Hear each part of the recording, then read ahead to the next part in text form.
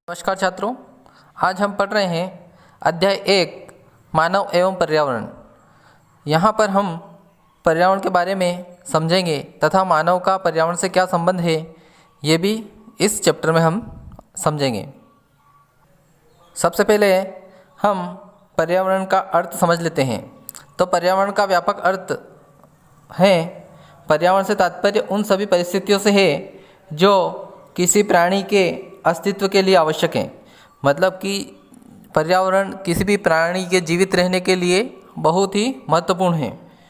पर्यावरण का शाब्दिक अर्थ चारों ओर का घेरा है, अर्थात जिससे हम चारों ओर से घिरे हुए हैं उसे पर्यावरण कहते हैं। यानी कि पर्यावरण का अर्थ है कि एक चारों ओर ऐसा घेरा जिससे हम घिरे हुए हैं वह उससे हम प्रभावित होते हैं। जैसे वायु से हम चारों ओर घिरे हुए हैं, जल पेड़ पौधे से हम घिरे हुए हैं, पृथ्वी सूर्य चंद्रमा तारे आकाश आदि ये सब हमारे पर्यावरण के ही प्रमुख तत्व हैं। मानव द्वारा निर्मित गांव शहर बांध सड़क आदि भी पर्यावरण के अंग होते हैं। पर्यावरण मुख्यतः दो प्रकार के होते हैं, एक जिसे प्रकृति ने बनाया है, एक पर्यावरण जिसे प्रकृति ने बनाया है, उस जैसे पर्वत मैदान पठार पेड़ पौधे नदी नाले पशु पक्षी आदि ये सब प्रकृति ने इन्हें बनाया है, इसीलिए ये प्राकृतिक पर्यावरण है। दूसरा जिसे मानव ने अपनी आवश्यकताओं की पूर्ति के लिए बनाया है, जो कि प्रकृति द्वारा नहीं बने हैं और मानव द्वारा बनाए गए हैं, उन्हें मानव निर्मित पर्यावरण भी कहते हैं। जैसे गांव नगर मकान सड़क रेल बांध आदि ये सब मानव ने बनाए हैं। प्रथम प्रकार के पर्यावरण को हम भौतिक या प्राकृतिक पर्यावरण कहते हैं। जो प्रकृति ने बनाया है उसे हम भौतिक पर्यावरण या प्राकृतिक पर्यावरण कहते हैं। यह जैविक और अजैविक दो प्रकार का होता है।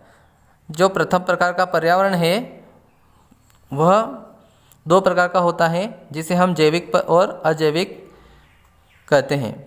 दूसरे प्रकार के पर्यावरण को सामाजिक या सांस्कृतिक पर्यावरण कहते हैं। यानी कि जो मानव द्वारा बना गया पर्यावरण है उसे हम सामाजिक या सांस्कृतिक पर्यावरण कहते हैं।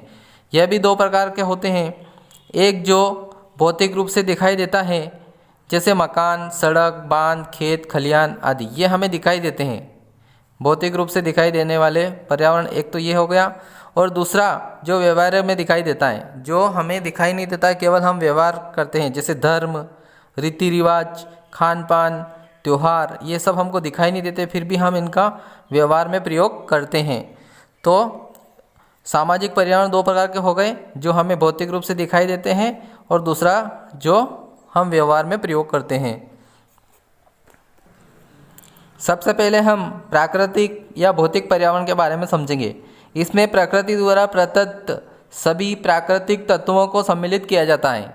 मतलब कि ये जो प्राकृतिक या भौतिक पर्यावरण है इसमें प्रकृति द्वारा सभी जो भी चीज़ें आती हैं वो सब इसके अंतर्गत आती हैं, प्राकृतिक या भौतिक पर्यावरण के अंतर्गत। जैसे स्थिति भूसंरचना चट्टानें जलवायु वनस्पति वन्य जीव जंतु खनिज जलाशय महासागर आदि ये सब प्रकृति ने हमें प्रदान किए हैं, इसे मानव ने निर्मित नहीं किया है, इसीलिए इन्हें प्राकृतिक या भौतिक पर्यावरण कहते हैं। मानव का अस्तित्व इन्हीं तत्वों पर निर्भर होता है। मानव का जीवन जो है वो सब इन तत्वों के पर ही निर्मित होता है। दूसरा है सामाजिक व सांस्कृतिक पर्यावरण। मानव तथा प्राकृतिक पर्यावरण के आपसी संबंधों के द्वारा सांस्कृतिक और सामाजिक पर्यावरण विकसित होता है। मतलब कि ये मानव और जो प्राकृतिक पर्यावरण होता है इनके जो आपसी तालमेल से जो पर्यावरण का निर्माण होता है उसे सांस्कृतिक या सामाजिक पर्यावरण कहते हैं। इसमें मानव द्वारा निर्मित विकसित संचालित आर्थिक व सामाजिक गतिविधियाँ जैसे कृषि उद्योग मानव रीति रिवाज बसावट सड़कें रेल मार्ग वायु सेवाएं सिंचाई के साधन शासन प्रणाली व विज्ञान एवं तकनीक सम्मिलित हैं। मानव प्राकृतिक वातावरण को संशोधित एवं परिवर्तित करता रहता है। मानव जो प्राकृतिक वातावरण है उसे परिवर्तित करता रहता है। आप अपने विद्यालय के आसपास के पर्यावरण का अध्ययन कर प्राकृतिक व सांस्कृतिक पर्यावरण के तत्वों की सूची बनाइए व कक्षा में उस पर चर्चा कीजिए। जैसा कि हम समझ चुके हैं कि प्राकृतिक पर्यावरण वह होता है जिससे हम प्रकृति द्वारा या प्रकृति ने हमें प्रदान किया है। प्राकृतिक पर्यावरण के अंतर्गत हम पढ़ेंगे प्रकृति ने मानव को अनेक उपहार दिए हैं, जैसे चट्टानें, खनिज, मिट्टी, नदियाँ, पौधे, जीव जंतु और उसकी आवश्यकताओं की पूर्ति के लिए हमें प्रदान किए। ये हमारी जो आवश्यकता है उन सब की पूर्ति इनके द्वारा होती है। खनिज से हम तरह तरह की धातुएं प्राप्त करते हैं, मिट्टी है, मिट्टी से हम फसल उगाते हैं, नदियों से हमें पानी प्राप्त होता है, पेड़ पौधे से हमें खाद्य फसलें या फिर अन्य आवश्यकताओं की चीज़ें प्राप्त होती हैं, जीव जंतु हमें ये पर्यावरण ने प्रदान किए हैं। अब हम संसाधन के बारे में पढ़ लेते हैं। मूल्य की अभिव्यक्ति आर्थिक, कानूनी, नैतिक व सौंदर्य शास्त्र के संबंध में की जाती हैं। कोई भी भौतिक वस्तु या पदार्थ जब मानव के लिए उपयोगी या मूल्यवान होता है तो उसे संसाधन कहते हैं।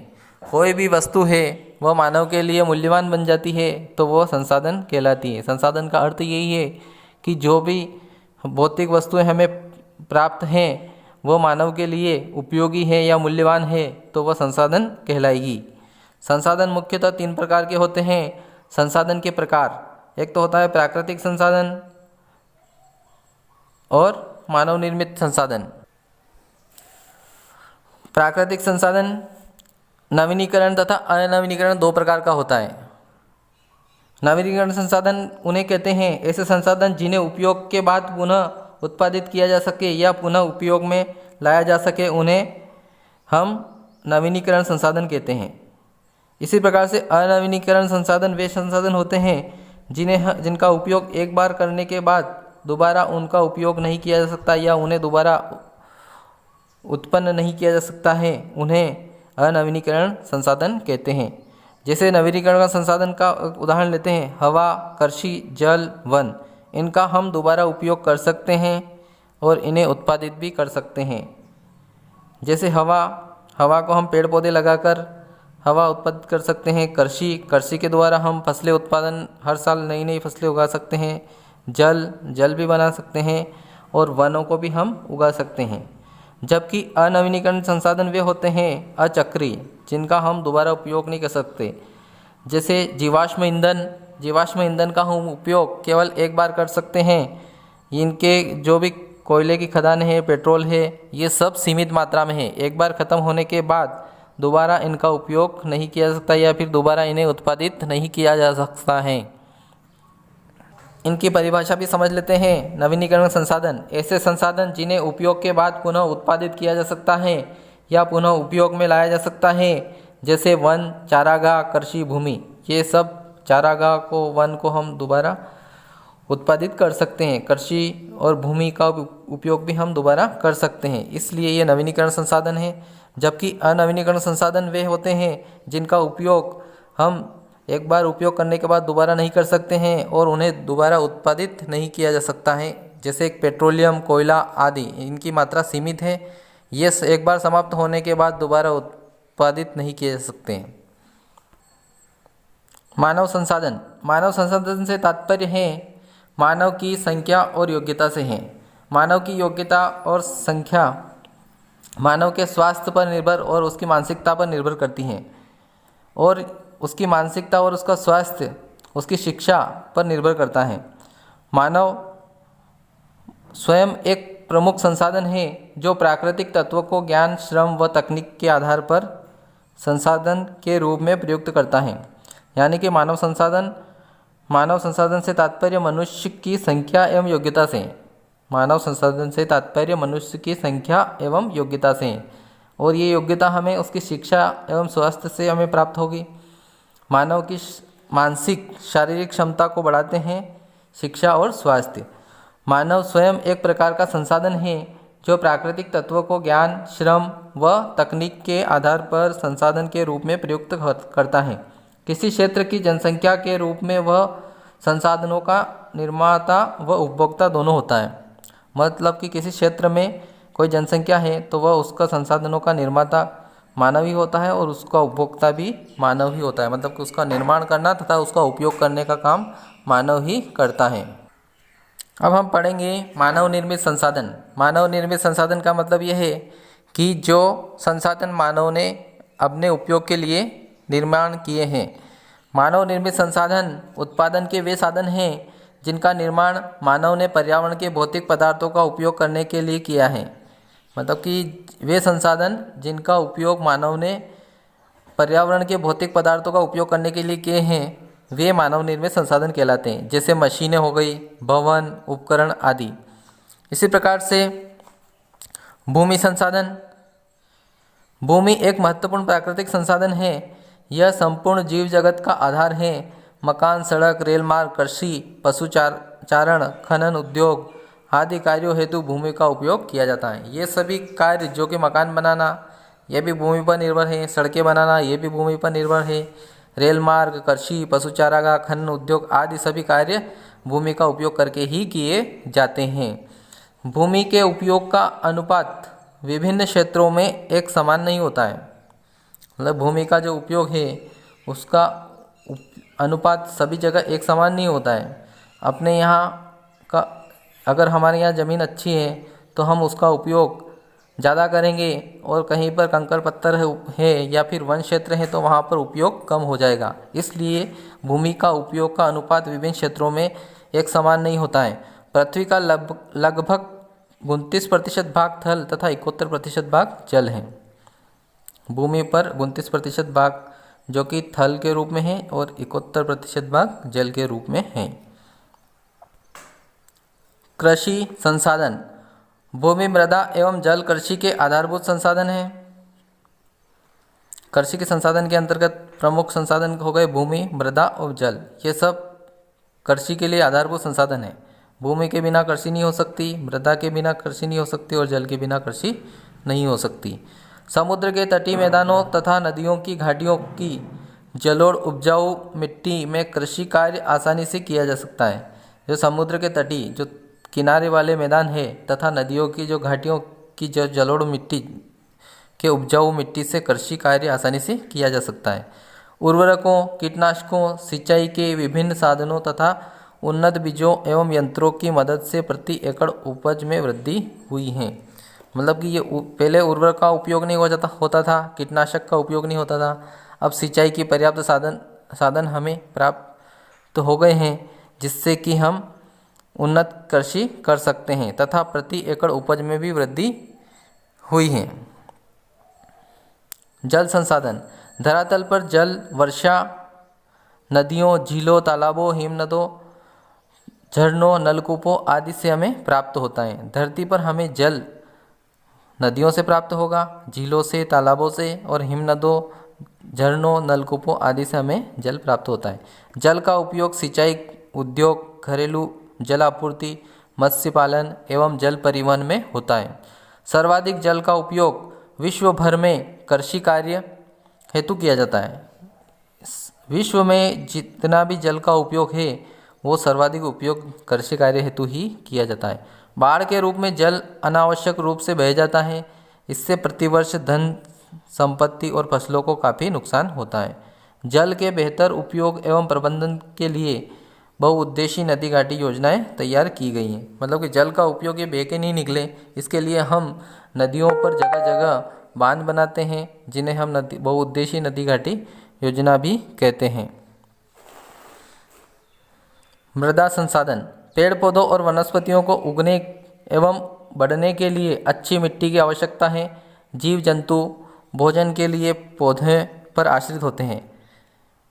मृदा का निर्माण एक धीमी प्रक्रिया है। मृदा मतलब मिट्टी का निर्माण अचानक नहीं हो जाता है। इसको बनने में कई वर्ष, हजारों वर्ष लग जाते हैं, तब जाकर कोई चट्टान टूट कर वो मिट्टी का रूप या मृदा का रूप धारण करती है। मृदा निर्माण में शैले के प्रकार, जलवायु, भूमि का ढाल, वनस्पतियों के प्रकार आदि का महत्वपूर्ण योगदान होता है। मृदा के निर्माण का प्रमुख कारण जलवायु हो सकती है, भूमि का ढाल हो सकता है, वनस्पतियों के प्रकार हो सकते हैं। मृदा की उर्वरकता इन्हीं पर निर्भर करती हैं। मतलब कि मृदा की जो उत्पादन क्षमता है वह जलवायु पर निर्भर करेगी और भूमि के ढाल पर निर्भर करेगी और वहाँ की वनस्पतियों पर निर्भर करेगी। अगला है वन संसाधन। विश्व के कुल भूमि क्षेत्र का लगभग 30% भाग वनों से ढका हुआ है। मतलब विश्व में जितनी भी भूमि है उसका 30% भाग वन से ढका हुआ है। 30% भाग में अभी भी वन है। वन उन्हीं क्षेत्रों में पाए जाते हैं जहाँ वर्षा पर्याप्त मात्रा में होती है। जहाँ पर पर्याप्त मात्रा में पानी गिरता है या वर्षा होती है वहाँ पर पर्याप्त मात्रा में वन होते हैं। सूखे एवं ठंडे प्रदेशों में वन विकसित नहीं हो पाते। जहाँ पर कम पानी गिरता है या जहाँ पर ज़्यादा ठंड होती है वहाँ पर वनों का विकास नहीं हो सकता। हमारे लिए वन विशेष महत्व के हैं। वृक्ष वायुमंडल से कार्बन डाइऑक्साइड लेते हैं। ये हम सब जानते हैं कि वृक्ष वायुमंडल से कार्बन डाइऑक्साइड को ग्रहण करते हैं जो कि मानव द्वारा या फिर जानवरों के द्वारा छोड़ी जाती हैं तथा ऑक्सीजन छोड़ते हैं। और ये कार्बन डाइऑक्साइड को ग्रहण करेंगे और ऑक्सीजन को छोड़ेंगे। अतः वन समस्त जीवों के लिए प्राणवायु ऑक्सीजन के संचित कोश माने जाते हैं। यानी कि सभी जीवों के लिए वृक्ष ही प्राणवायु जिसको हम ऑक्सीजन कहते हैं वो हमें प्रदान करते हैं। वन जल और मिट्टी को संरक्षण देते हैं। वन जल को भी संरक्षण देंगे और मिट्टी को भी संरक्षण देते हैं। मिट्टी को अपनी जड़ों में बांध कर रखते हैं तथा वर्षा के समय जब बाढ़ आती है तो वह मिट्टी को बहने से रोकते हैं तथा जल को भूमि में संचित करके रखते हैं। वनों से भूजल स्तर में वृद्धि होती है। इनसे भू संरक्षण एवं बाढ़ों की विभीषिका भी रुकती हैं। बाढ़ आने से जो नुकसान होता है उसको भी ये रोकते हैं। वन पक्षियों एवं वन्य जीवों एवं अन्य प्राणियों को के सुरक्षित आवास हैं। वनों से प्राप्त लकड़ी और जड़ी बूटी पर अनेक उद्योग आधारित हैं। वनों से हमें कई प्रकार की लकड़ियाँ प्राप्त होती हैं, जड़ी बूटियाँ प्राप्त होती हैं तथा उनसे संबंधित अनेक उद्योग भी विकसित होते हैं। मानव और पर्यावरण का संबंध एवं प्रभाव।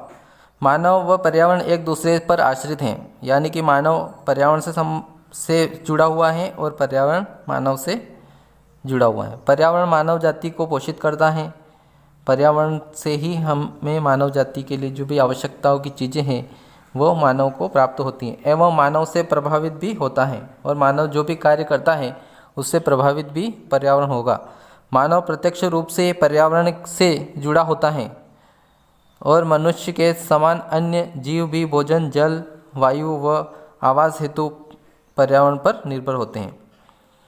मनुष्य व अन्य जीव प्रकृति प्रदत्त पदार्थों का उपयोग करते हैं। मानव अपनी भौतिक, सांस्कृतिक, औद्योगिक व आर्थिक उन्नति के लिए पर्यावरण के घटकों पर आश्रित होता है।